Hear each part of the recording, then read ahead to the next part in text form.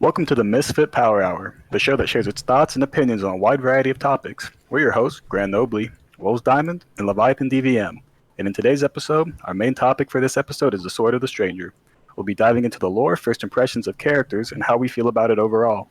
So whether you're a long-time enjoyer or a first-time listener, get ready to dive into the world of anime. So let's jump into it. So, let's start this off with, a little plot analysis. If you'd like to give us that, Leviathan? Oh man, well I don't know. So I just pulled up a little short synopsis that I found, and it's nothing special. It's just a swordsman becomes caught up in a struggle between morality, righteousness, and devotion after he agrees to take a raggedy boy and his dog to a Buddhist temple.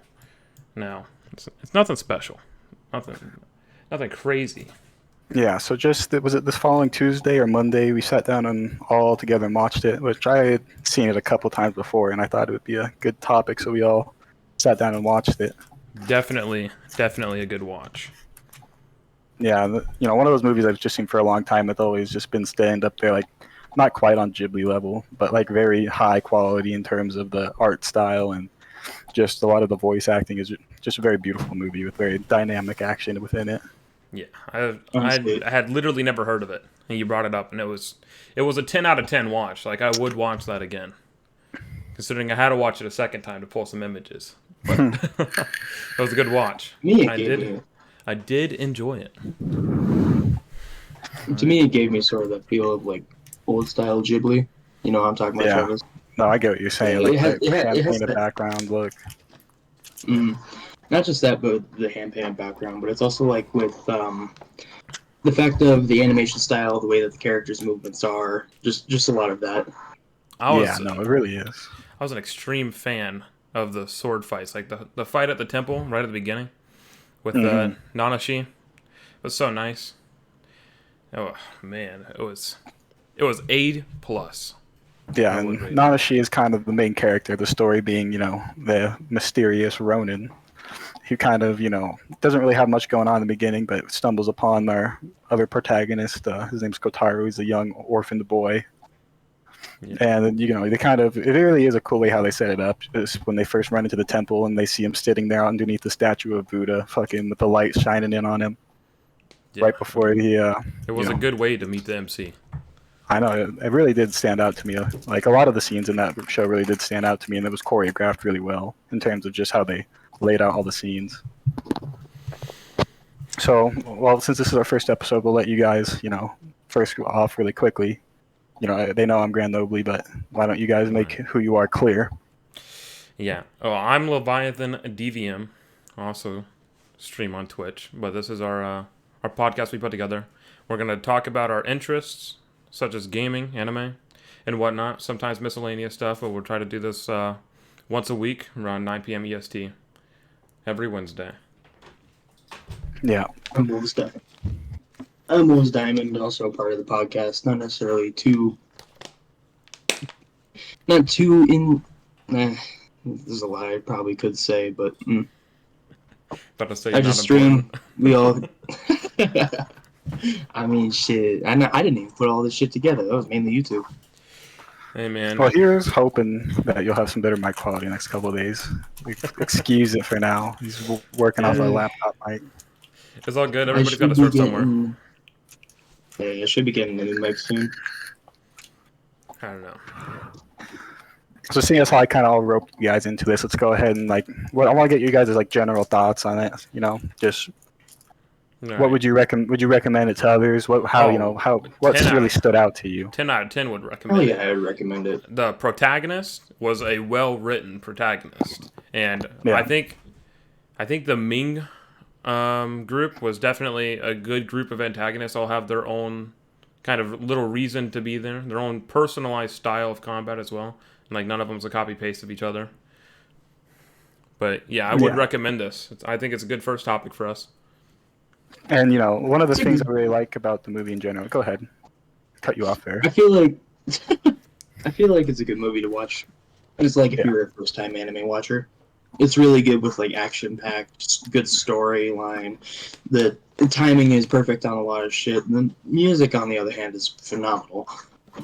Yeah, and I like what you said there. It is a good watch for first time watch, like people who've never seen an anime before, just because it's an hour and 40 minutes long, and it really does like a lot with that time limit in terms of pacing and the story, and they don't fucking waste any time really. You're not going to be ever sitting there being like, what's happening or why is they dragging it on? They don't drag it out or anything. They just fucking lay it out.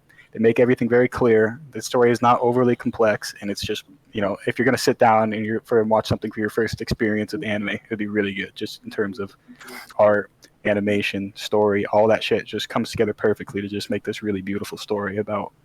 And that's what I kind of was gonna come on before I had rudely interrupted Aiden. There was the the theme of the movie all in general is one that I really do enjoy. It's one of those really few anime that really touches on historical fiction, and they just did such a great job. Now, like, what are you guys' thoughts on the theme? Theme? I really enjoy the theme. It's honestly really good for like almost 2 hour movie, especially along with like storyline, not necessarily giving us too much detail until majority of the end of the film itself. Yeah. And the pacing within it is also just good as well. You get moments where it's calm, where you're kind of understanding things, then you get the actual action-packed scenes, which are just animated to perfection. No, they really do build the tension well. Yeah, I think the pacing was phenomenal. I thought so much had happened already that we were so much farther into it, and then I had checked the timestamp, and we were 22:49 in. Like, there was already so much that had happened. I thought we were like 40, 50 minutes into the movie. It was crazy. And that's not to say it kind of drags you along. It really does pace it out well in terms of like you never feel like it's either like it's stalling for time or it's trying to like it's padded for time. It really is just every second of every fucking minute in that movie just hits with something that is gonna impact the story. Right. Like it was fantastic. One thing I had to bring up about like the film itself is the way they did the music within like specific scenes. Like, let's say, like, at the very end, for example, there was parts where it was just mainly action, not too much music, but as soon as that music kicked in, you already knew it was going to get good. Yeah, no, they definitely were able to really kind of snake that in there really well. And the way, let me look this up real quick. Who composed that? Oh, yeah, that's a good question. I didn't even think about who composed the music. It was phenomenal. Like, it wasn't jarring to listen to at all. It was. I think it was appropriate to the scene, each scene. Not just the scene, but also the theme itself. It was composed by Naoki Sato, so I want to look that up and see if I recognize him from any of his other things he's worked on here. Let me see. While you're looking into that, dude. So one of the scenes that you and I have already talked about, Nobly, when they first fight, when Robao and Nanashi first fight on the bridge. Yeah. With the fisherman's pole, dude, symbolizing the tension. I think it was fantastic. Yeah. How it snaps at the end there as well. That was honestly pretty good. Yeah, and then as soon as the tension dies out and they both split their way, the bobber sinks and floats down the river. Yeah. And the line snaps.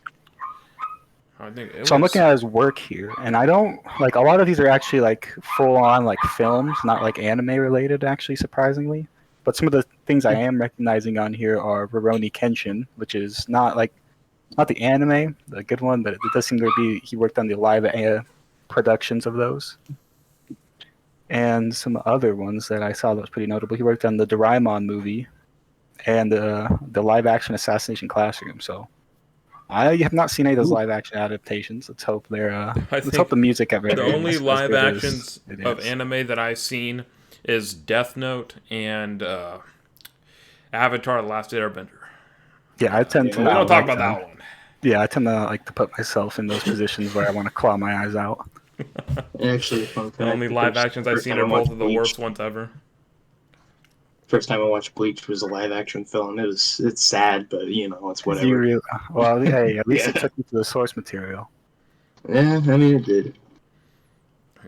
Yeah, but the music really does do a lot to actually build the scene that you're in. Like the scene on the bridge, for example. Again, like it just is so perfect. Like it's kind of like got this slow but really high beat kind of fucking intense feeling it builds, and as he sits there and he's just got his hand on his sheath as he just slowly looks back. It really does do a lot to actually build the scene and kind of tell you what is going on exactly, just not through the actions of the characters, but through the music that plays out through it. Yeah. Right. And like what I was saying earlier with like the general theme of the movie, like the theme of, being in a foreign land, which, you don't belong in and not fitting in, and kind of finding what it is that you possess that you can use to kind of better yourself. Like, for example, the character, let me just take a look here. Here he is. Shogun Itadori, the scene where he is, for you who haven't seen the movie, he basically he's a samurai who works for the kind of main lord of the province that this movie takes place in.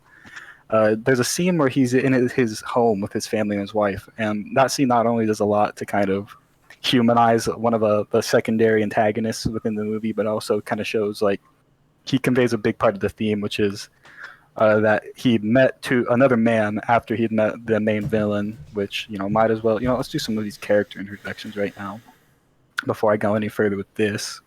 So, we stop by for like the descriptions of each character. We don't have to get the full description, but we can just do the quick rundown. Like Kotaro, the orphan boy who, whole purpose is kind of helping our hero find his heart again and kind of, being the main plot point, which is very much him and his loyal companion, his dog Tobimaru, little Shiba Inu.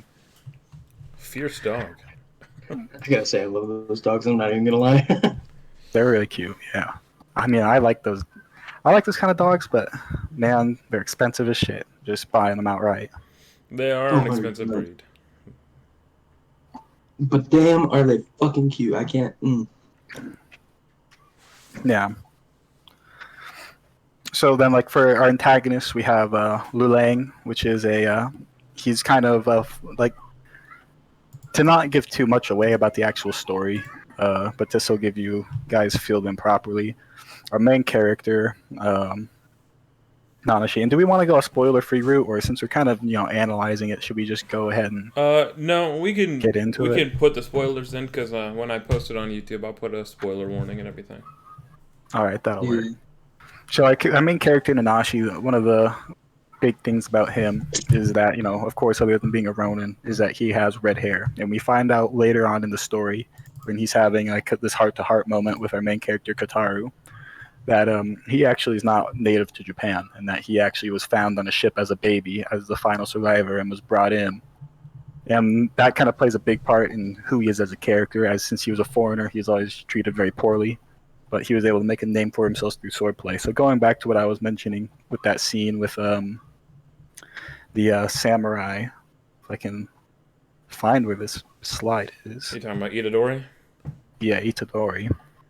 Is they actually imply that these two characters have a history when he mentions that after he meets our main villain, Lao Lang, who is kind of like this other foreigner that kind of makes their fight at the end very much like a fated event. Is that he was like one of the only people who was able to best him. And one of the things that really like stuck with me throughout that scene is, the fact that he mentions that while he talked to his wife that he felt like after Nanashi had kind of abandoned the sword and decided he didn't like war anymore, that he felt he had wasted his gift from God. And I feel like that really is kind of, in a way, true and not true, in the sense that it is that skill at the sword that ends up allowing him to save who eventually becomes his close friend, Kotaro, which I thought was really good storytelling there, how it kind of shows, like, doesn't like war, and, with the whole kind of symbolism with him not being able to draw his sword because he puts that little charm that he, describes as almost a prayer on there. So I think it's really cool. Even before the ending scene of where they became close friends, they were very close friends before they got to the Buddhist temple. Yeah, and that's kind of what a big part of the story is as well, the journey that they go on together, and as they kind of learn about each other's past, and you kind of figure out, like, Nanashi, in a way, is kind of seen as like a father figure, a big brother figure to the Kotaro throughout the series, or throughout the movie, and it really does kind of, hit on those themes of, like, what is your gift from God, and, like, how your gift can be sometimes even seen as a curse, which is true through Nanashi because he ends up not liking war, and through Kotaro because, it is revealed within the movie that the main villains, the Ming, are trying to capture the boy because he is to be said to be the chosen one. Yeah, the prophesized child. He's the one who's technically supposed to bring. He's basically the one that's supposed to bring like what was it, like the elixir of like Yeah, his immortality? blood becomes the elixir of immortality. And that's what Yeah, so like the at the Ming end. group was chasing down. Mm. All right. Yeah, no. And that one, and then there was a couple of the characters within the main group that also have their own benefits and reasons of being there, like Lord Byakuran. Yeah. He I know mainly wanted to be Leviathan there, has try to some thoughts use on it. him. Yeah, dude. Man, fuck Byakuran, bro. Little pussy ass bitch. Not a fan of him. Labeled as the gunslinger, but all he did was shoot two fucking people who were preoccupied. Lucky he missed the second shot, or fucking Nanashi would be fucking dead. Absolutely murdered. Fucking crazy. Yeah, and it was like I think he didn't miss that second shot. It was that Lu Lang. Yeah. Like one of his main motivations, of course, he's trying to act out the will of the emperor. But in like one of the final scenes, when they're finally about to have a big face-off, Byakuran shows up with his gun and is about to end it, which is actually you can tell one of the main driving forces for Lu Lang actually cutting off his arms and preventing him from doing it was with the scene with Itadori. Yeah, When he's looking they're for the sitting there fighting. opponent. Yes, he was kind of felt he had found that when he was fighting Itadori, and they're actually having a very good fight up until then. And he felt like you could definitely see that Byakuran had robbed him of that. So that desire to find that like really good opponent and to not let that happen again kind of forces him to betray the people who took him in, I would assume, and made him who he is, so that he could finally pursue that, which kind of shows another kind of theme, like maybe like a kind of sub theme within the show or movie is betrayal. Right. And honestly, talking about that specifically, it also brings up the animation topic of how they did the bones and how they did the way of how like they did the gore itself. It looked, and I don't. It's weird to talk about gore, but like it was amazing with how they did like the anatomy of it. Oh like, yeah, you could tell what was the nailed bone, it. what was the muscle. It was just amazing. Yeah, no. It might be weird for you for gore, but dude, when I'm playing an action game or I'm watching something that's like it's swords, it's guns, I'm actively seeking out the gore, dude. Another big thing you're going to really appreciate the movie is how like they treat like getting wounded. It's not something that like they shrug off and fight through like you would see in most like action anime. It really does impact the characters, except for like when the Ming Dynasty, they have this medicine that's opium. Yeah, that I'm they will assuming take it's before opium battle. that they're popping. To kind of make them not feel pain. Yeah. But you can tell like when people who aren't using that get injured, it really does kind of affect them. Like you see through the fight, like the main fight at the end when Nanashi gets blood in his eyes, he has trouble seeing, or when he falls and he gets his the sword thrown in and make it stuck in his arm. Like his arm is pretty much out of use for the rest of that fight because he just had a blade stuck through the side of it. And you could tell the medicine really worked for them. What's her name? The one with the lady with the axe, dude. Absolutely fucking. She took like 12 arrows right to the chest. What's her name? Makuyu, bro. Absolutely should have been sitting there in pain, but she popped the medicine right before the battle. The only thing that killed her was being speared to the wall and taking the vital shots. Yeah, and that's one of the things I really do appreciate this movie is that it's much more grounded in reality than a lot of the anime you watch. Right. Like in terms of, and that does a lot to like set up the tension within every scene because they show us repeatedly through it Like that people will die. People will die. Death is permanent, and that wounds do affect them. And the fact that the sword combat is so straightforward but not over exaggerated, every single just simple swipe of a blade really kind of has that kind of weight to it that it might be the last for our protagonist there. So it really does set up a lot like within its realistic setting to kind of build tension during fights because it really is serious regardless of how much flair or how flamboyantly they perform each move. It doesn't really matter because each cut is going to have an effect that's going to last. Right. And one other thing about that too is like within the animation itself, they also showed in how like it looked painful. It didn't just look like he could just shrug that off. It looked like it hurt. No, they did really good with the facial expression. It really did stand out in a lot of those scenes. and not just that, but also with the facial expression and like being able to tell what's going to happen. You can kind of see what's going to happen within the next setting. What like within, let's take for example, what's his name at the Buddhist temple? The monk. Sean. Sean, yeah.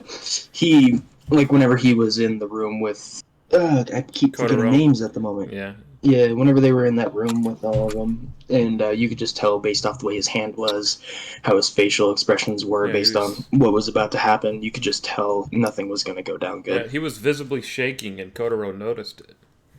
Like you could see the child became tense once he noticed that the monk that he trusted was shaking. He knew something was amiss. And like the theme of betrayal really does go far, like with Byakuyan's betrayal of like let me look at his name again. Lao Lang. It's very much like he shoots his opponent, and like then he accuses him of being like not worthy and of being a barbarian. And then in the next scene, when he's confiding in Feng Wu, he's kind of has this moment where he like admits that he's kind of looking for this elixir of immortality, which is the reason they want the boy. By the way, they say he's the chosen child, and every 100 years, if they sacrifice him under a specific moon, then his blood could be the key to immortality. But he kind of says like he thinks that maybe he is worthy of immortality, and that the longer he's lived, the more he's worried that the more he's scared to die. And in that way, he has this theme of him betraying the emperor there. Sorry, I didn't mean to cut you off there, but No, you're good. with King Guy in the beginning fight, that was, oh my god, you could, with the whole pummeling the throat, you could just the animation of how it just sticks out afterwards. It just, you can somehow feel it. But they did a really good job. King Guy, plays back into the anatomy there. Yeah, it was just amazing. And honestly, that is one of the best opening fight scenes I have ever seen. It really does kind of drum up what the tone of the movie and like the fights will be. And honestly, it's one of the most like flamboyant fights within the whole series. I think that's kind of like very much different from the rest because it really is a lot of fast, intense movements, and I think honestly probably one of the more exaggerated fights, except for maybe with the exception of the end where they do kind of do some crazy things there. Yeah, I don't know. At the end, it was also pretty good too. The music at the end was also pretty good. The animation style and the animation of how they just did that, and especially with the animation of the armor, just the art design of it. It was just all so good. I genuinely do not think that I had a single complaint about the movie. I didn't. I know I didn't. Even at the end of my notes, I was sitting there going, like, I have no complaints about this movie. It is an absolute masterpiece. It is one of the best movies I honestly believe I have seen for anime. I think it's setting up a lot of future anime movies that we're gonna watch for failure because we're gonna be watching them and thinking back to this. We're gonna be like, its music's worse, its scenery's worse, the character design is flawed, the fights aren't super realistic, they're real exaggerated. Or we'll see somebody die and they'll come back, and it just sets quite a few of movies up for failure if we compare, Which is why I don't believe we should compare movies to this, because there are different things about different movies and different anime about how they go based off that too. I mean, like, you can't necessarily compare Naruto and Sword of the Stranger. Everything has its own things that make it's good for its class, but like this is in a whole nother field of its own. Oh, 100%. Sorry about that. That's at my door. It's all good. It's all good. Those damn kids shut up, we're fine. Other than the main characters, what do you think was your favorite character? Excluding main characters? Yeah, excluding like the MCs, so the dog, the kid, and Nanashi. Like main group, side characters like Itadori. Who do you think was your favorite? I would have to go with hold on, I gotta find this dude's name. I gotta go with like Itadori and Roro. Someone please pronounce his name for me. Roro. Or Lua Lang if you want to say it like that. But yeah, I know what you mean. Like real good characters. There wasn't much of him in the movie, but for me, I really like Jurata, the apprentice. I'm just a sucker for good archery, and watching him shoot the Lord right in the forehead, no hesitation as soon as he got the order, and then the clean shot, like the uppercut arrow, And it was speaking just so of nice. characters who don't have much to them, this is if I'm gonna have to choose a favorite for a background character or a side character, probably Mokuyu, because just the scene where she's fighting there with the fucking rope axe at the end is so badass. Oh yeah, no, her axe was absolutely flawless. It was so awesome seeing it, and she was back flipping over them, and then as Jurata runs in, she throws her axe and cuts a horse's leg off. It was Yeah, fucking crazy. But I think her death was the most brutal. For me, I like seeing characters when they're in this kind of fight. I like seeing them either win or lose, you know? So not seeing her die, I mean, leaving it a little open-ended is cool for her death, but it just sucked because she was like the one we don't get to see. yeah, but I get it. It kind of was pretty brutal, her having her speared to that wooden plank and then having fucking like 8 guys just all launch arrows into her. That could have been a... Yeah, 2 passes of arrows shot right like at there her was as she some speared. good gore in that movie, but I feel like that would have been a little bit too much, at least at least for that kind of tone they were going for. They don't not trying to be overly brutalized. Overly brutalized. One of my favorite parts of like the ending would be what's our main protagonist's name? Nanashi. Yeah, it would be like with Nanashi and Geshin, because like that just shows how he's going to. He unstraps his sword. He finally unsheathes it for the first time in like however long. He finally uses it to protect like his friend, the person that he's been like basically his employer. Yeah, is what they say. And like it just instant death, but it was also like it had a great tone to it. no, that really is a good scene. It really does go to show like how much he's been holding back. Yeah, throughout the show, just with he's defeated multiple people by never unsheathing his sword at all. And, like he defeated the thieves by punching one and throwing a rock at the other one's head, knocked them out. Yeah, it really does tell you like there's a lot more to him in terms of combat that we haven't seen. And it shows like none of the prowess we'd ever seen before, and he was just dodging all of Luo Lang's attacks on the bridge, like barely fighting back at all. Really didn't want to unsheath the sword at all. But, and that like it really does kind of go to show like how like hesitant he is to really launch into the fight, like when you take into consider his backstory that they kind of introduce, like I think and how they kind of struggle or like kind of demonstrate he kind of has signs of like PTSD going on. Yeah, as we like the flashback pieces together each time it flashes in, and then when he's finally crushed underneath the rubble and you see that he executed the 2 kids, I think that's the point where he stopped using his sword. Yeah, no, definitely. And then he finally snapped when he realized that if he doesn't use his sword, that Kotaro's dead.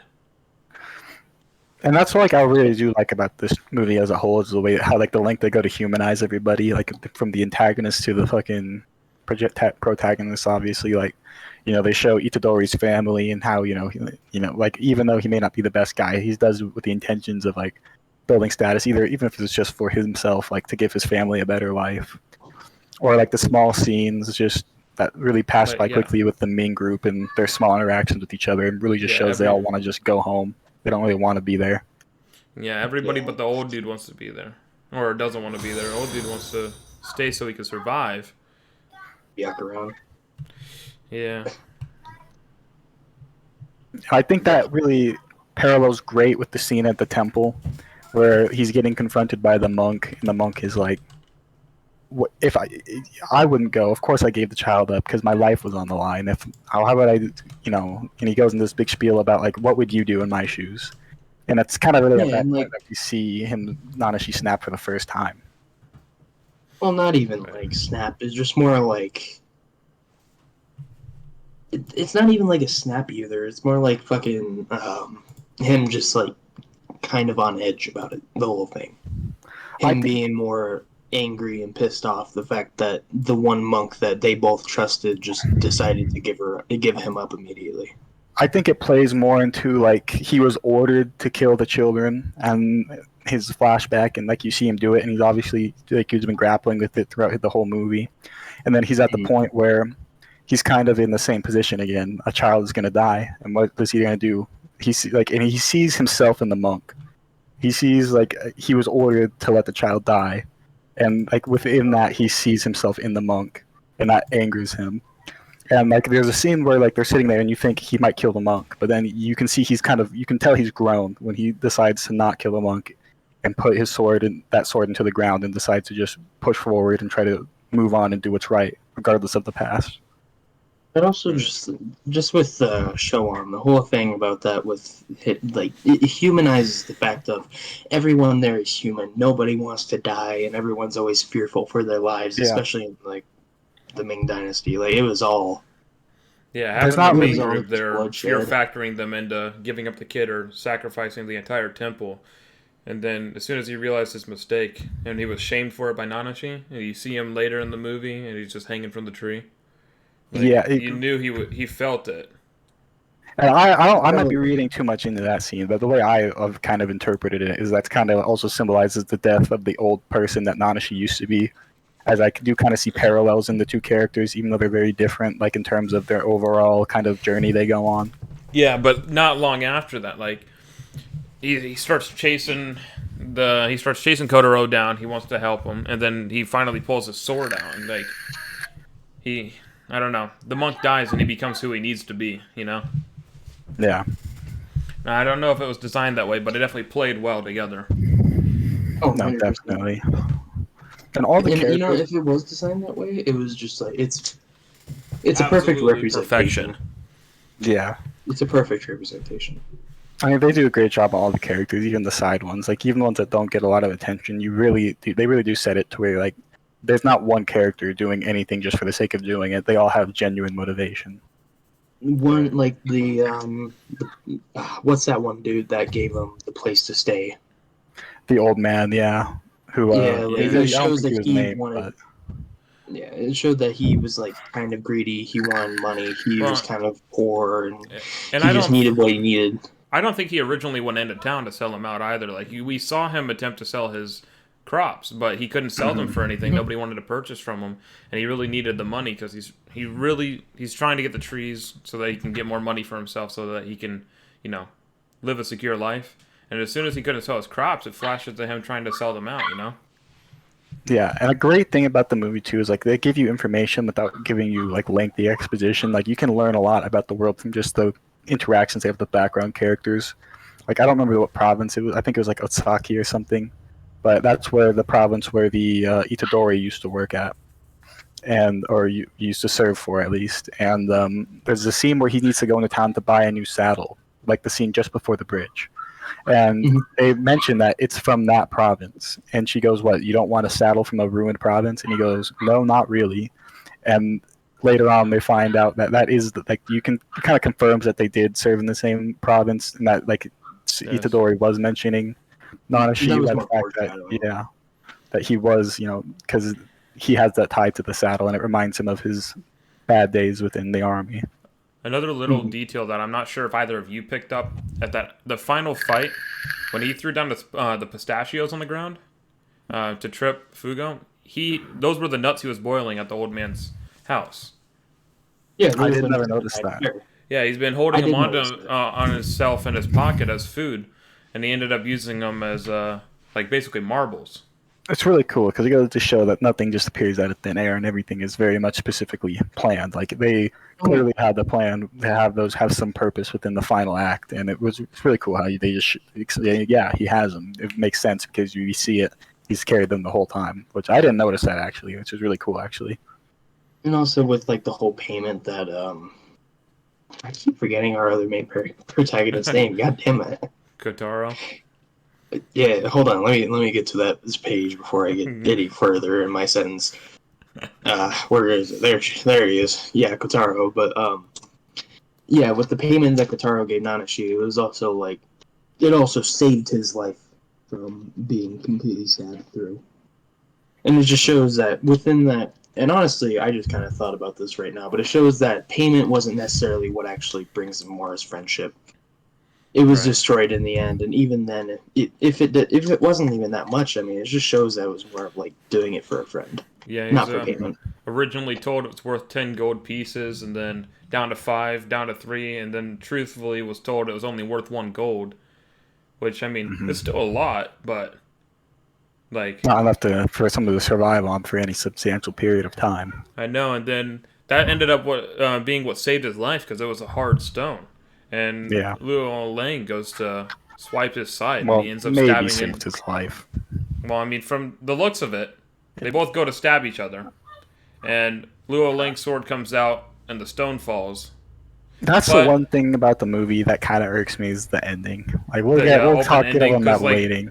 We'll talk on that later, but yeah, he's heavily injured, riding out into the distance, and it's just done. You don't know, but from the looks of it, it is what kept him alive, at least during the fight. At the ending, there, like Luo Lang took the sword. They let him win to the torso, and he ended up bleeding out right there, just dead. Yeah.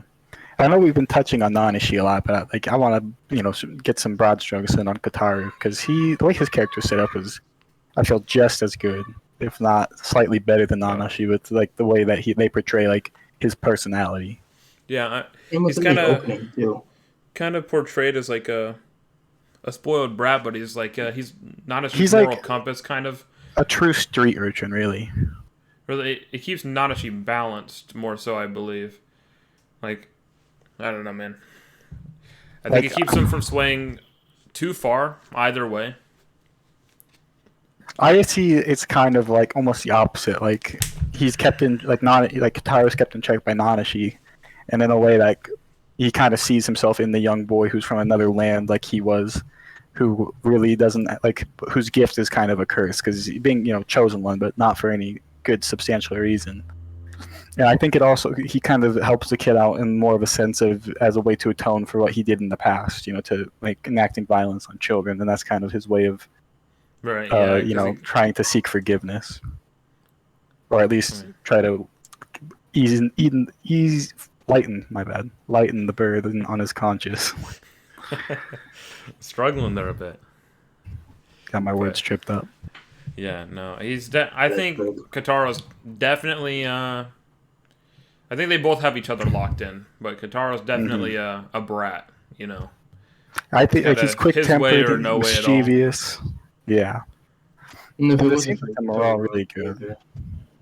Dude, best character. Togimaro? Yes. Hell yeah, the Shiba. They do a really good job to show he's not just a brat who does he's surviving and he does things to survive. He has that heart of gold towards the dog. Like he might tell Nanashi to go fuck off basically, but he gives, like at the beginning, he gives Tobamaru the fish, and then Tobamaru gives it to Nanashi, and then Kotaro sacrifices his portion to still feed the dog. So he's kind of a twat, but he makes sure his dog's okay.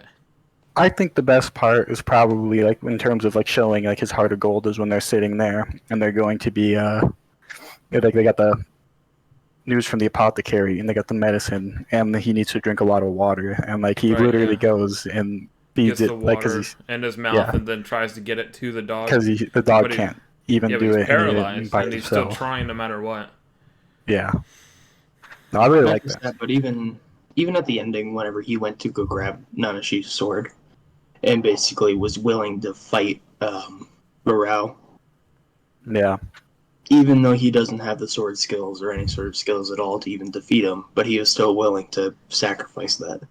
No, I like that you bring that up because I almost would have brushed completely over it, but you kind of reminded me of that. And it really does go, a lot to show that, they do kind of both have this genuine kind of love for each other. I see them as a little brother, big brother kind of duo situation there. Yeah, I can see that. Yeah. Kotaro saying that he doesn't know what it's like to ride a horse, and Nanashi teaches him. And then at the end of the movie, Kotaro's the one driving the horse. He's the reason they're able to ride off. Driving the horse, yeah. I mean, it is the proper term. All right. And it is kind of interesting, like that small scene Got where he 1 just teaches horsepower. them to ride the horse, kind of ends up, saving both of their lives in the end. Yeah, and then Yeah. Nadashi compliments him by saying that he rides it well, that it feels like they're up in the clouds. Hmm. I don't know. And I I guess feel like not that as also good as has a some sort time of as an any. symbolism. I Go feel like ahead. that also has some sort of symbolism with not just also compliments, but also the way and how Nanashi feels about a lot of things, about how he just kind of wishes he was not here, how he wishes he was more. Yeah. I mean, not as I good guess a time as like any, I more. feel, to bring up the Mhm. ending, since we're going to get Yeah. around to it anyway, and we've kind of been all Talking. over the place in terms of the plot, but I mean, we could definitely be all over the place, unless, like, our plan for the If episode is you to guys, walk through the script of it.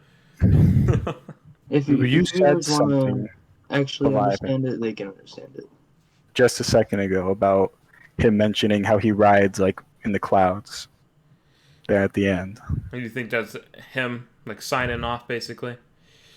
Okay, so just to lay the scene out, they just got away from the fortress where they were going to do the sacrifice after Nanashi wins the fight. And they get on the horseback and they're riding away. They're sitting on the beach. Beautiful sunrise. Sunrise, right? In the Sure, distance. Yeah, it either was a way. The sunrise. sun was a different color than if it was straight up in the sky. Yeah, so they're riding off, getting away. And they give this, like, he lets this little comment slip, like, see, I told you, it's just like riding in the clouds or whatever. I think that was Kotari's line. And as they're riding off and, like, they're having this little bit of dialogue at the end, you do really see Nanashi, even though he was victorious, is very much wounded. And you see him, like, you can tell he's phasing in and out of consciousness. So, and it doesn't give you anything finite at the end. They ride off into the sunset. And then it And moves straight to the credits. yeah, straight to credits. And so it kind of leaves you with this open ending kind of feeling. Did he live? Did he die? And it's really sad to me just because, they're sitting there on the horse talking about everything they're going to do. Like, maybe we'll go to a different country and we'll make something for ourselves. We'll be We'll be thieves or pirates pirates. or thieves, yeah. And then Nadashi just says, This you really only have villainous ideas." And I am not a big fan. I get that they work, and some people really do like open-ended endings. But to me, it's just such a tease, dude. I think Like, open-ended endings really they make you think, and like if you wanted to extend the story for whatever reason, your own kind of like write your own fan-made you're left to spin-off. do that, yeah. You got to do it all. There's no info handed to you. Like the only info you have is they rode off and Nadashi's bleeding out. And it doesn't. I guess I can see that kind of allows them to come back if they do touch the IP again, and like maybe he's died, and Qatari off doing Maybe his own thing, being a Kataro's all man, or grown up maybe as he a lived. pirate now. Goes off to maybe become a he pirate He, king. he's maybe he Japanese Blackbeard. I don't know. I just let this. I feel like for such a good movie, it did kind of leave a sour taste in my mouth because, of course, I want the happy ending that everybody wanted. I mean, But I think for like it was an experience. The movie the was nihilist in fantastic. me really wants to just be like, "Oh God, he didn't make it." I like the realist in me is just like, He's "There's dead. no way." He's dead.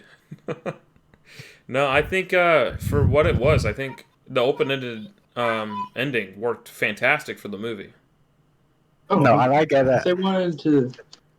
By no means is it a I feel bad like- ending. It's just not the ending I wanted, of course. Yeah, you're a sucker for good And I endings. feel like, yeah, I feel like that's what a lot of people want is a good ending. But I feel like it's a lot better for, especially a movie like this where it just goes off with more of like a cliffhanger. I It think ends off a lot better. everybody wants a good ending when you get emotionally attached to a character. Like you're like I've seen the character grow. He's become something, and he protects the kid. And now all I can think about is he's dead. It's like you've now grown attached to the character, and the only thought left in your mind when the credits roll is, well, now I don't know if he made it. I like, Live, whatever. and I'll admit, I'm a sucker for a happy ending. So if I could see it there, like, I would have loved it. But then I kind of like it. I feel like for like the triumphant moment it's supposed to be, it really does have a very sad kind of undertone to it. Right as soon as they defeated every single one of the Ming group, and they get the ride off. I mean, Jiraiya's dead. All the Ming group's dead. Itadori's dead on a ramp. Like every single person that arrived at that fortress is dead except for the three main characters. And it shows that even like before like that final fight too. It shows that this is more reality. That everyone is dead, even if they take out their own, like, even if they take out their own people. It just shows that this is what war is like. Like watching Luo Ling put the kunai right through Byakuran's forehead. Yeah. A satisfying moment right there. Yeah, dude, fuck Byakuran. Not a fan. Not a fan at all. He can suck it. And it, like, to speak on, like, things that kind of give me a similar vibe to that show, if I don't know if you guys, I know Dulot hasn't, I don't know if I've showed it to you before, Wolves, or if someone else, or if you've seen it on your own, but there's a anime called Dororo. And it's I think it might be one or two seasons, 12 episodes. Heard of it, seen clips, but that's about it. And it's... You told me about it, but I haven't watched it yet. Maybe that's like, what our next episode is. It's similar in a lot of ways to sort of The Stranger, especially in like that visual. Like if you were to look like at two panels from just somewhere in the middle of like an episode of Dororo and in the middle of the movie and like compare it, you'd be like, yeah, these look similar. But one of the things I really do like about it is, you know, it's very like, at least for portraying the time period, it's very faithful sort of to The Stranger in terms of like, you know, it's very accurate with like what's the setting and like the landscape looks like and the housing and all that stuff. And Dororo is very similar to that, but it differs from, you know, sort of The Stranger being realistic fiction and Dororo being kind of tied up in a lot of like genuine Japanese mythology, which is something really cool actually to see. But okay, so here's something off topic real quick. What happened to Jirota? Dude, I think he just ended up dying. Like, I don't know, my personal favorite character, and I have no closure. Or maybe I overlooked it and I missed it, but I genuinely do not think we got closure on him. He's just dead. He definitely died from the battle. Somewhere, or... Don't we see Jirota die? Maybe. Maybe I overlooked it. Maybe I've already blocked it out of my mind to save myself from the trauma of watching my favorite character be absolutely tortured. I'm fairly certain we see him die. I think maybe he died to the axe wielder there, and that's why Itadori comes in and spears her. No, because like that's when it happens. I remember because he's fully capable of killing her in one-to-one hand-on combat, but he spears her to the wall and lets his men shoot her. Like, he rides in, he shoots the bow lady on the top of the gate. Yeah, and then the horse's leg is chopped off. I wonder if the horse landed on Jirota and he's dead. Because I'm pretty sure he did anything else. I might have blocked it like a traumatic historical event, man. I think she cut the horse's head off too. I think she hit him in the neck. There's the only horse that I know got hit in the neck was when Nadashi's following Geshin out of the temple when he throws the kunai. That's what I'm thinking of right there. All right. I don't know if he threw a kunai, but I know he has a scythe, and he lies to Luo Ling saying that, yeah, I killed him with these, and he tells him, oh, you're not skilled enough to kill Nanashi, because he's fought Nanashi on the bridge. Mm-hmm. He's like, well, you're clearly a liar. Like, you're legitimately not capable of killing him. Yeah. Hold on, I'm looking back on this real quick. You pull up the episode? Yeah, I pulled up the movie. I'm gonna go to the final fight real quick, try to see if we see him die or not. I don't want to see it. I'm having some trouble understanding you guys. I'm having some weird difficulties on my end. You got audio issues? Yeah. Yep, here it is. Oh, there we go. Oh, no, he died to the axe girl with an axe straight thrown through his head. Yeah. No way I trauma blocked that bad, bro. There's no... I genuinely have no recollection of this. I'm pulling up the movie real quick. What the hell? It is at an hour 16. There's no way. What the hell? Actually, I think it's at hour 17. Dude, well, yeah, it's an hour 17. Congratulations, you're correct, Nobly, but, like, I have no closure. Yeah, I had no recollection of it at all. I blocked this out. 117. Let's check this out. It's more of it like 117. Yeah, the horse's leg gets cut. He rolls off the horse. He pulls up his sword, barely blocks the handle. Axe goes straight into his head. Fuck, man! Oh, that's upsetting. Yeah, well, look Cody crumbles, bro. Gotta get over it. Damn. I guess we got closure on everybody except for Nanashi, huh? Yeah. Yeah. Everything Nobly wanted, he doesn't get. You're holding out there for Daruda. Like, maybe he gets to go back and marry the princess. Yeah, he'll show up. He'll get the princess, man. I'll get the princess. Oh, man. That's upsetting. No happy ending. Damn, dude. No happy endings for anyone. I think I've already said that my personal favorite scene was the shot to Lord... I don't even know how to say it. Akake's head. You said that earlier in the but, episode. like... That's my favorite scene. What do you guys think your favorite scene is? Ooh. Mine would have to be the hot spring scene. Yeah. When he's sitting there and they reveal his hair for the first time and you get the... well, shut up. Get the Now insight. you're thinking there. Yeah. Well, as we know, you're the one that wants to be in the hot spring with Nanashi, man. Oh, hell yeah, you know. I mean, I'm not afraid to admit it. I'll take a spot. Yeah. You'll take Kotoro's spot. You can go join Nanashi there. I'll take Here, it. let me help you clean your back. I'm gonna take a piss I need on the side of the closure. road Please with tell them. me you lived. Your ass looks a little dirty, bro. Spread them cheeks. I'll get in there. Could not be a Misfit production without a little sus ass play. Oh yeah.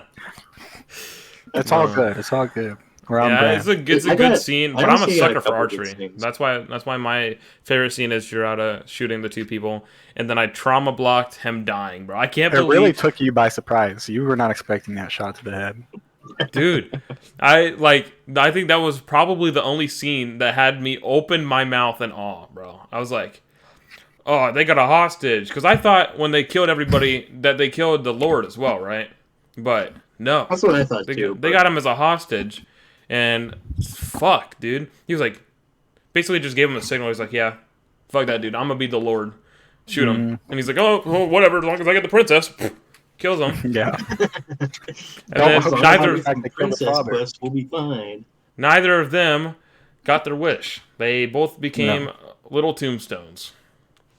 I had like about like two favorite scenes within it, and that was whenever Nanashi pulled out his sword for the first time, and the opening Is a fight good scene. The opening Well, fight not scene. the opening fight scene, but like the first time we see Nanashi fight. Yeah, opening fight scene was good with Luo Lang butchering the bandits. That was like, dude, it was action straight away. We get the movie opens up. Obviously, it's the intro credits because it's I think 2007 film. So they give themselves a film production credit right at the beginning so that people don't skip the end credits and miss it. But then skip straight to Shaoan escorting Kotaro out of there, and then straight to Luo Lang and the bandits. Like, there is no wasted space at all. It is like, obviously there's no what is it, captions for the screen cuts, so like, but it's cutting to a different scene. When it cuts, it gives you that little music, then straight to the next scene. But Nanashi's first fight and Nanashi's last fight were phenomenal. Oh, 100%. But you want to know something that I blocked out of my brain from the very beginning? What's that? The clock machine that they were escorting. I completely forgot about that until the end. Oh, yeah. Yeah, Then dude, I they're didn't setting it up. even process that they were good escorting the foreshadowing materials. for it. Yeah, it was good foreshadowing for it. I just completely forgot about it. Yeah. They don't really focus on it, and then it kind of, when you get to the final scene and they're building it, it does really kind of stick out. Like, oh shit, that's what that was for.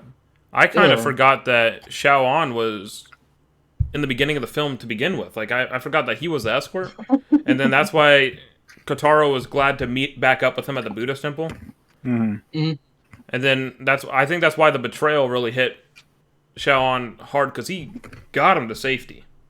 Yeah. And then he sells him out because the I don't know what the head Buddhist is called, but like their leader of the temple is a rat.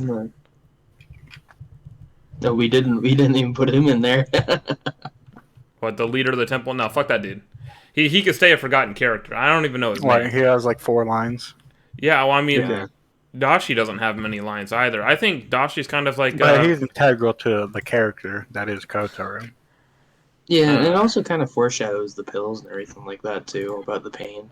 Dude, I think my two favorite, like, easily forgotten characters would be Sui Shin, the dude who hops down and tries to jump Nanashi towards the end, with Fugo, the dude with the glaive, and then the large Ming warrior dude, who's got maybe got like 6, I don't know. I feel like he's only got like 6 seconds of screen time to himself, and one of those seconds is a fucking sword straight to the jugular.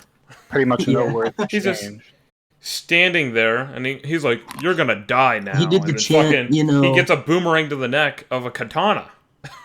Like, I didn't know katanas could fly, but damn, was I convinced that it had wings. It can when they leave the hands of Nanashi, man.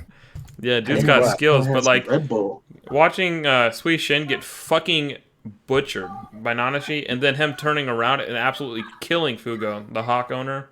And so nice. Honestly, at the very beginning when I saw Doshi, at the very beginning of the movie, whenever I saw Doshi, I really actually forgot about him until we saw him in the torture chamber. Yeah, dude, well, it's like it was really quick. He cut off what was it, King Guy's hair to show honor, I believe. I believe it's to show honor. I'm pretty and then just gets betrayed. They said they got it as like a keepsake. Yeah. Yeah, but I believe the act of doing it within their group is to show honor. I'm not 100% certain on that. Don't take my word, but I believe that's what it's for. And then he just shows back up again, and the Lord is spearing him with molten metal. Because he's like, well, I don't believe that. He doesn't even blink when you torture him. But then, like, as soon as his, it was like as soon as the opium wore off, he was sitting there in extreme pain and it dies. Yeah, not just that, but also for the fact of, since he was opium, it was... Yeah, since he was also on opium, it was also an addiction, too. Yeah, the withdrawal. Yeah, he was... Yeah. I don't remember... I remember him drooling, but I'm not sure if there was, like, another pill on the ground in front of his face that he couldn't reach, and he was trying to reach it. Itadori he was really going for it. Yeah, he was trying to pick it up with his tongue. But, damn... They gave it to him and then finished him off. And everything I could find for research, it kept saying it was medicine, but I'm 100% certain it's opium, and I've convinced you guys it's opium because it's the Ming Dynasty, so it's from China, and China in their history has an addiction to opium. So I'm convinced it's opium because it's one of those harder drugs that makes you not feel as much, and I'm not sure if it's like if it increases anything at all, but I know it was a heavily addictive drug, and they were all popping it right before the fortress battle too.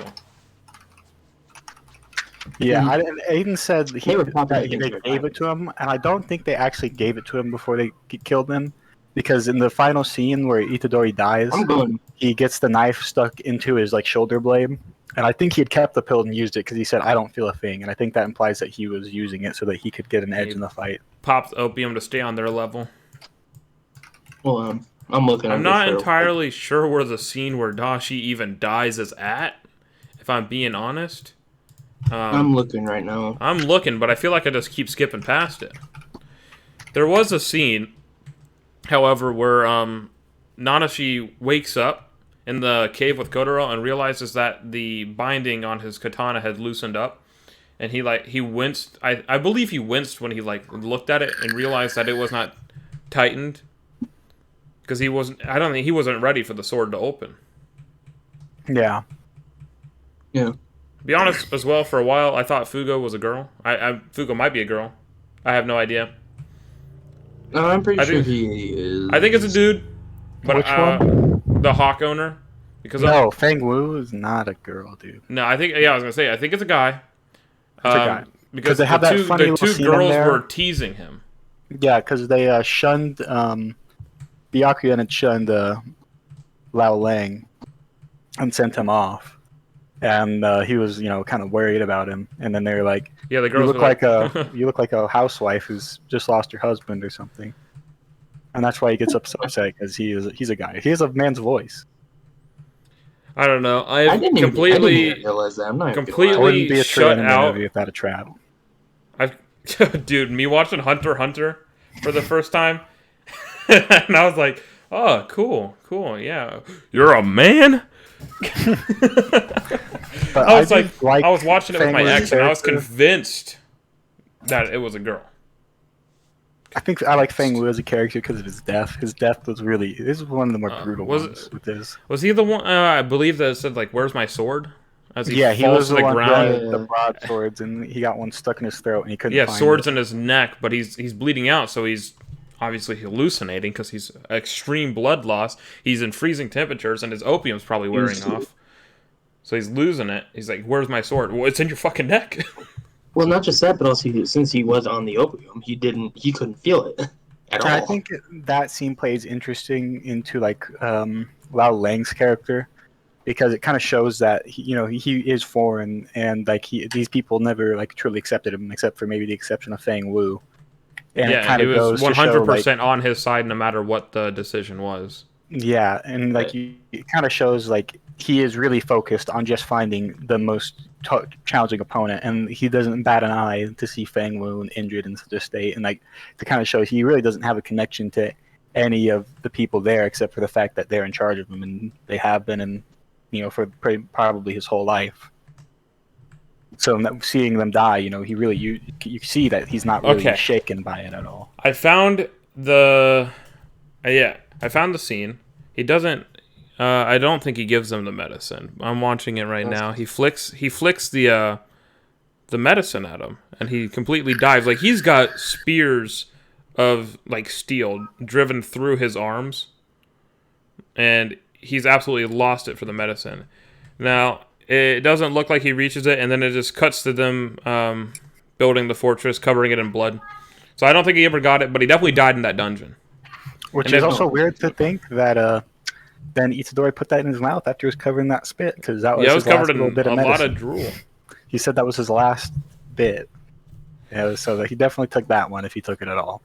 And then Luo Lang offered it to Nanashi in the final fight. And he wanted him to be on his top performance. And Nanashi denied it, and he just crushed it beneath his feet. I don't know if Luo Lang took any before this fight with Itadori. He said that he doesn't take them because he wants to like feel the fight, and then so he was when he crushed it. It was neither of them were on anything. Yeah, the reason Nanashi kind of like he gets that big, or not Nanashi, but Raro gets that big smile on his face during that final fight is when Nanashi says, "I don't need it. The pain makes me feel more alive," and kind of like you can see that they, in very subtle ways, they do kind of mirror each other. Yeah. No, they got different guidances, and it's like two of the same people walk the two different paths. Like they were walking the same path, and at some point it branched off, and they both walked down different ones. Let me just say, there's such great detail. You watching the movie again right now? Well, I'm at the final fight right now, and I'm at the point where Rao basically cuts off what's his face's arm. And I'm just sitting there, I'm like, there's 100 different details on the ground, in the background, everywhere, of just like his bracelets fell off whenever his arm got cut off. There's like, what's his face down there on the ground with the sword through his neck with his other sword in front of him, I believe. Or no, that's the front of the gun. Yeah, the continuity is on point. If you look at a couple of the scenes throughout the fights as well, like when the wood breaks, or like areas that were covered in snow, and then after people have walked and the snow's gone, the wood's still brown instead of red. Like it didn't get covered in blood. Mm-hmm. When wood breaks, the inside of the wood's brown, or when it pans under and you can see the underneath of the wood, it's still brown. Like it wasn't covered in blood because it never came in contact with it. Yeah, which I think is absolutely insane. The continuity really is strong in this movie. Like that goes back to the boiled nuts. It didn't just magically appear in his pocket. You see it very clearly, very early on, that they've been in his possession, and unexpectedly they come into play, which I never even noticed it. I never questioned it, but I was going to call it out, and I was going to go back and be like, "Where did he magic those nuts from?" Where those pistachios just come out of? And I brought it up, and you're like, "Damn, that's crazy." There is no Deus Ex Machina nuts in there. That's nice. Just a little magical nut play, Mm-hmm. Plus, with the background, whenever they slide on the fucking snow, and there's just a big old, like, actual Like Like a where they trail. are is just it's amazing. Yeah, it's just like a trail where they slid on it, and it's just like great background effects. Yeah. I There's so think much the detail. Like the arrows that are stuck in the shrine in the background, the blood that's like spewing out of their legs and shit. Like it's Yeah, no, I agree. I think what really makes it for me is like throughout it. I mean, this is a 2007 film, so I wouldn't imagine it'd be in there. But Honestly, like, I really doesn't hate. show its age. Yeah, it doesn't show its age, and I'm not a fan of when I watch an anime movie and like certain scenes you can tell are CGI'd and not yeah. drawn at all. Like everything, to my knowledge, looks like it's 100% drawn. And I'm I gonna mean, be like there kind could of be exposing obviously myself here, but some it's crazy to images that think are this movie came out when I was 3 years old. when you're Oh yeah. just a Oh walking shit. sperm, you know, back before you were sentient. This movie came out and it just fucking snapped in you, and you're like, I'm conscious. What the hell is Oh life? yeah. Wait a What are minute. I'm kind of spaceships? looking at this. I'm looking at this right now, and I just got to the point where Nanashi exhaled onto his sword, and you Hmm. could see how it basically fogged up his sword a little bit, and then went back, and it was just like, damn, that's good detail. Yeah. I think the absolute rage and like bloodlust look in Nanashi's eyes when he first pulls out his sword when he's going up against Geshin is crazy though. Hmm. I need to go back to that point. If you look in our group chat, there is that picture. Oh yeah. It's like as Wait a he's minute. biting the binding off, he looks like he's absolutely enraged. Like there's no thoughts behind his actions. He's 100% going in for the bloodlust. Kind of back to Look at this like picture again. back to the Little. whole reason he gave up the sword in the beginning. You know. Yeah, no. Yeah. I'm trying to see if there's any characters that are on our list that we haven't mentioned. Obviously, we've mentioned our MCs, Byakuran, Luo Ling, Fugo, Geshin, Kengai. I never really mentioned her name or either of the girls' names much, but Mokubo is the bow wielder who does not last very long because might have popped Yeah. opium, but a vital shot straight through the neck to the brain is definitely going to take you out. And then At least I don't gotta feel it. you know what's crazy is that picture I took of Mokuyo, the axe wielder, is literally right before she kills Jiroda. And you And just completely. because I had to Just watch that scene completely like 8 forgot times to about take it. the fucking picture too, because she would not sit still. And Yeah. dude, I just blocked it There's a out every couple single scenes where she time. sat still. Sweet Like Shin, whenever they're yeah. doing their first Well, meeting when with. when she sits still and like I wanted an action image, and when she's sitting still in that image, she's surrounded by like 20 fucking troops, and it just wasn't great. But Sweet Shin, Tyler. dude, he did not last very long. I don't think there is any other mention of him throughout it. But what I'm noticing as well, looking at Sui Shin, is he's wearing blue and yellow instead of like the red that everybody else is wearing. I'm not sure if that was just like his undercoat and he took off his outer layers. And Take then a look here Kachu, quick. the big dude, he didn't last very long. And then Dashi was tortured. We have obviously talked about Itadori and the Lord. Fuck that dude.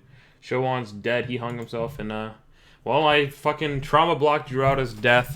Very upset about that. Still, she might have killed my main character, but I don't hate her as much as Byakuran, bro. That dude is a pussy. He claims that Luo Lang is not worthy of a real fight, but he's sitting there sniping people, bro. He's quite literally a third party. Like you She weren't invited to accuses that him of duel. wanting to, you know, steal immortality for himself. Yeah, Or no, betray and take the immortality. But I think if he had immortality, he wouldn't I invite don't his think it. fights. I think I'm getting confused. I don't think that's what he accused him of. He accused him because he said he was like, even if we don't find the boy, what stops us from just grabbing a random boy or something like that? Like, and then he's like, "How are you accused? Are you telling us to lie to the emperor?" And blows up in his face about it, just for him to admit that he was upset because he wants the immortality and he doesn't really care if it gets to the emperor or not. Well, at the end of whenever he cut off what's his name's arm. Yeah, he cuts off Byakuran's Byakuran. arm, and he asks if he's crazy, and he says, I'm perfectly lucid. And he said, I finally met someone who's worth fighting. Which is Yeah, also and funny. They during asked that, whenever they've he all was dying, hopped he was up on drugs. He proceeds to Yeah. thank Byakuran for bringing him here, and then Byakuran calls him a rotten warrior, and he proceeds to chop off his second arm. And then He says you want to trick the Emperor and gain immortality for yourself, but I Yeah, don't no, think that's what I was Luo thinking. Ling wants the immortality at all. No, no. Like if he was immortal, he would not enjoy the fights. I think he's out there seeking. I don't necessarily think he's seeking death, but he's seeking an opponent that puts him on the border between life and death. Something that gives him a challenge. I think It's Byakuran is something just that gives him 100% more protection right there. Yeah, Byakuran's 100% a backstabbing bastard, bro. Oh, 100%. And not And just that, but also I did like when his arms cut off and his he had his arm bands, like his jewelry, come off of his arms. Or when you like if you go, I don't know if you have the movie pulled up nobly, but if you go to 128:58 when he's laying on the ground accusing him of taking immortality, his both the stock of the gun and the barrel are on the ground in separate places. Like they yeah, didn't no, he take cut the gun in half. Yeah, they didn't take like a stock drawing of the gun and put it there. That there is 100% like it goes throughout the movie. Like if a tiny detail happens, it stays there. Yeah, no, it's not just a prop that's thrown in and out. Like once it becomes like once it's not in motion or in action, it's a set piece at that point.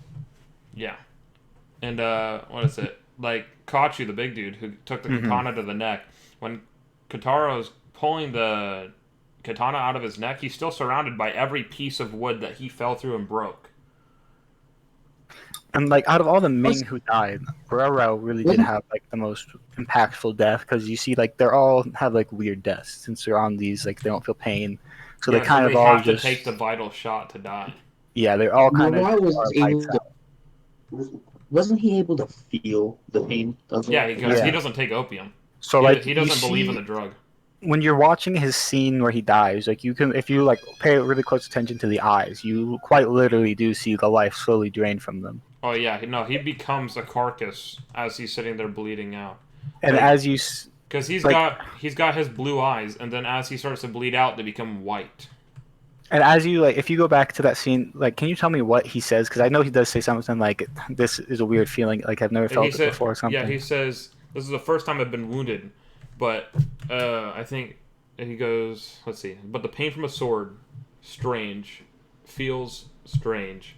The pain Like feels he strange. doesn't That's necessarily his say last it's word. bad. Like it's not bad, but it's the first time he's ever been wounded. But the pain from a sword feels strange. Like it's not a normal wound. Like I'm sure as a kid growing up, he probably hurt himself, but no, he definitely. I think he definitely knows what normal pain feels like. But dying like that and never encountering a warrior who could counter you at all, and then fighting somebody on equal grounds. Like I do agree with what you said. I do think Itadori took the opium. Because I genuinely, I think Itadori might have been a little outdated there. I think he might have died if he tried to fight Luo Ling on level ground. But when he finds that he can fight Nanashi on level ground and then still loses, and the first time he's ever been wounded in a fight is a vital shot. I mean, other than the scratch that he got on Luo Ling's face there. Yeah. There were actually two scratches on his face. One was up on his forehead, and the other one was up next to his cheek. Oh yeah, but I was talking about the scratch on his cheek was the first one he gets, I believe. He gets the nick on him and he gives him Yeah. that look like When they trade I wasn't blows. expecting that. Yeah. Yeah, because he They throws traded blows. Nanashi through the building, and then when you see him again, he's got the mark on his forehead and the mark on his cheek. I kind of got to take a piss. If you guys want to keep going on without me, or if you want to take a quick break so we can all have a little opportunity to go pee if we want to. But I will be. Yeah, we can right back. we can take a break real quick. We'll do a little be right back. All right.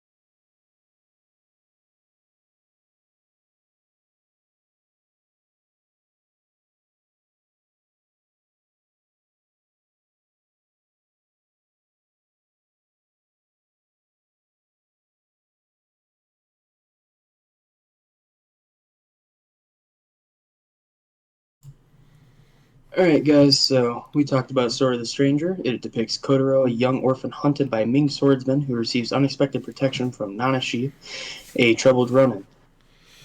All right, guys. So this is where we're going to cut it off for today. We're running out of time. So we're going to do our outro, and then we'll be back next Wednesday, 9 p.m. EST. So that's all for today's episode of the Misfit Power Hour. We hope you enjoyed our little breakdown of the characters, events, and major plot points of Sword of the Stranger. If you want to learn more about our sources, where we found lore and character synopses, check out our show notes in the YouTube description. So I'll link all the sites that we use for reference and stuff. And if you like what you heard, please subscribe to our show, leave us a like on YouTube, follow our Twitch, and all our socials linked down below. It really helps us reach more listeners like you. Thanks again for tuning in to the Misfit Power Hour, and we'll see you next time.